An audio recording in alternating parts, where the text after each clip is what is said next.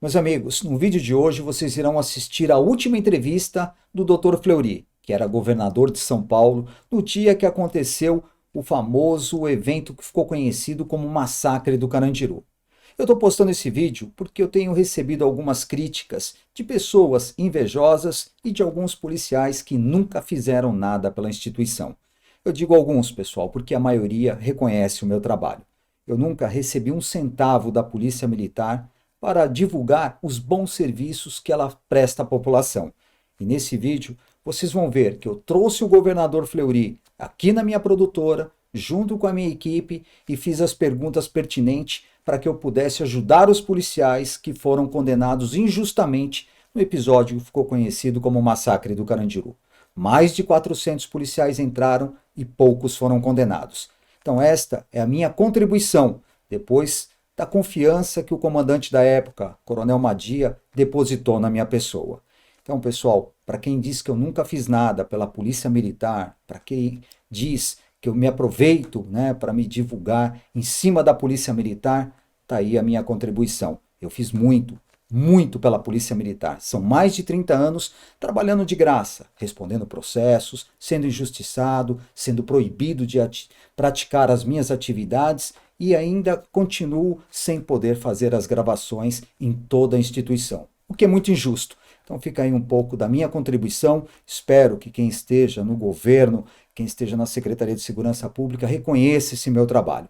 Então vamos assistir um pouco da minha contribuição na defesa dos policiais que foram condenados injustamente no episódio que foi conhecido como o Massacre do Carandiru. Depois de produzir um documentário que mostra o outro lado da história, eu tive como mandar para todos os desembargadores que julgaram o caso um DVD e o vídeo mostrando o que realmente aconteceu. Um documentário que mostra depoimento de ex-detentos que estavam no dia, policiais da rota que entraram naquele fatídico dia, peritos criminais, advogados, os agentes penitenciários e todos que estão envolvidos nessa história. Então é a história deles contada por eles, não aquela escrita por jornalistas e historiadores. Agora vamos ouvir o início do depoimento do Dr. Fleury no que diz respeito ao caso do Carandiru. Vamos começar só dando uma passada do que era o Carandiru na época. O Carandiru, na época, era o maior presídio da América Latina. Estava superlotado. Nós vivíamos uma época de inflação de mais de 1000% ao ano e tínhamos um programa de construção de novos presídios, mas as dificuldades financeiras do Estado não permitiram que esse programa fosse executado rapidamente. Então, nós tínhamos mais de 7.000 detentos naquela época, no Carandiru, e era um presídio, evidentemente, com problemas que todo presídio tem, mas tinha disciplina, tinha uma certa disciplina lá dentro, e sempre nós tínhamos o cuidado de impedir que o presídio saísse do controle das autoridades.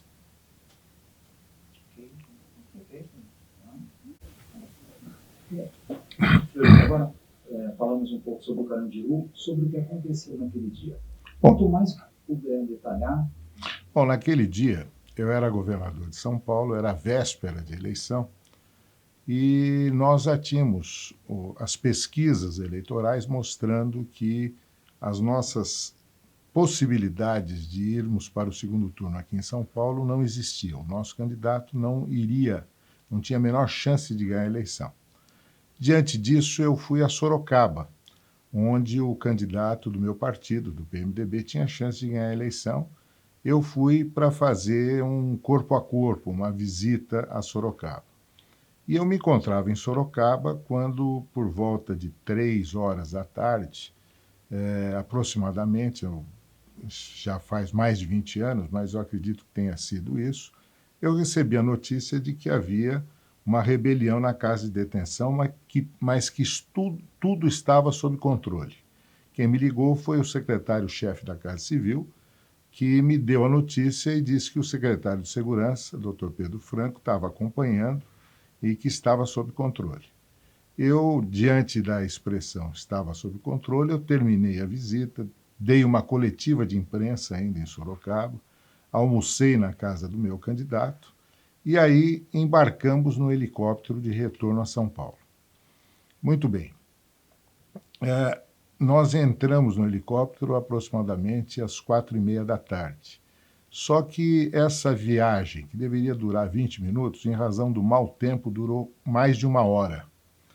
E quando eu cheguei no meu gabinete, o episódio já tinha ocorrido.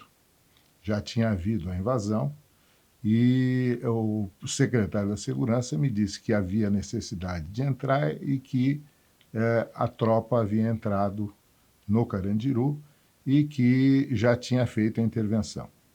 Muito bem. Depois eu fui me informar, evidentemente, para saber como é que as coisas se passaram.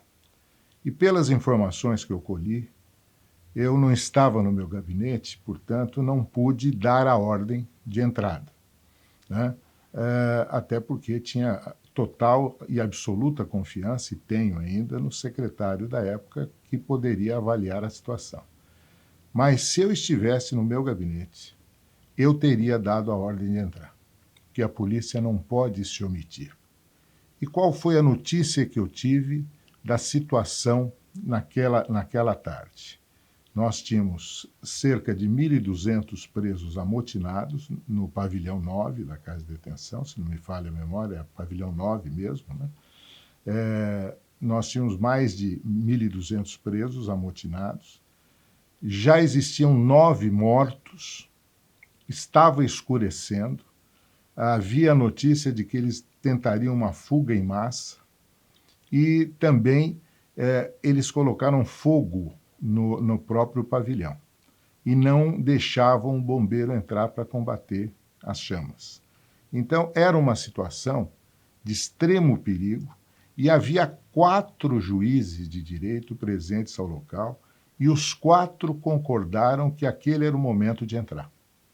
Então, a minha polícia não se omitia. Policial não pode se omitir. Se você já tem uma briga entre quadrilhas, com 9 mortos lá dentro, a polícia não pode ficar de forma nenhuma assistindo isso passivamente. Ela tem que agir, é obrigação legal. E aí a polícia entrou dentro do Carandiru e, ao entrar, recebeu resistência. E ao enfrentar a resistência, teve que tomar medidas que acabaram culminando no final do episódio que todos conhecem. Já disse e repito, não dei a ordem, mas se estivesse no meu gabinete, eu teria dado a ordem. E hoje, mesmo sabendo das consequências, eu daria a ordem porque a polícia não pode se omitir. A cultura de omissão que se seguiu a esse episódio é que levou ao aumento da criminalidade de São Paulo nos últimos 20 anos.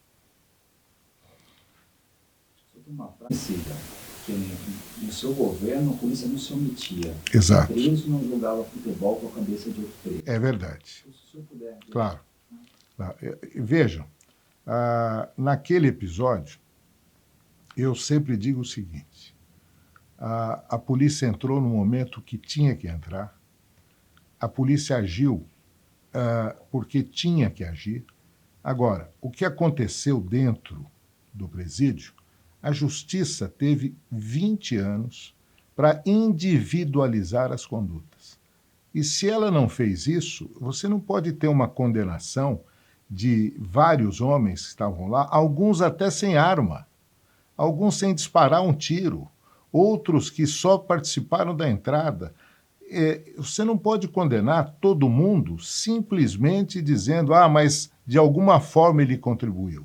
De que forma ele contribuiu? A justiça teve 20 anos para esclarecer isso e não esclareceu. Eu acredito que houve uma falha muito grande na justiça em relação a esse caso. Agora, voltando à entrada, que me parece importante.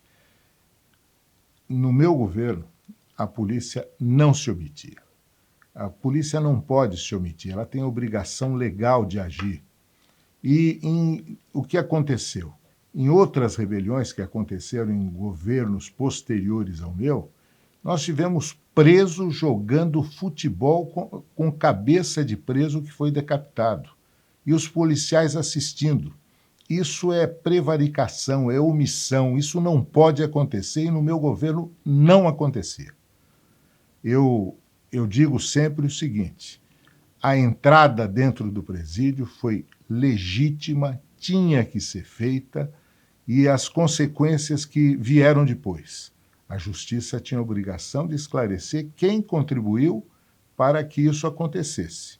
E o julgamento, nesse ponto, me parece, foi totalmente injusto. Bom, meus amigos, está aí mais um trecho das milhares de contribuições que fiz a favor da Polícia Militar do Estado de São Paulo.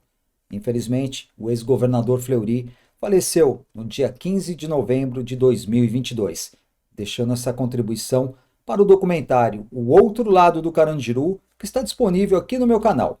Como eu disse, é a história deles contada por eles, e não aquela escrita por jornalistas e historiadores. E para esses invejosos de plantão, que nunca fizeram nada a favor das nossas polícias, que se promovem às custas dela, tá aí um pouquinho do que eu fiz pela Polícia Militar do Estado de São Paulo. Fica a minha resposta e a minha indignação, porque eu sei o quanto trabalhei, o quanto eu trabalho e o quanto eu me dedico em prol das nossas forças de segurança, sem ganhar um centavo a mais. Tá bom? Grande abraço, fique com Deus e até o próximo vídeo amanhã, pessoal. Valeu! Diretor Elia Júnior.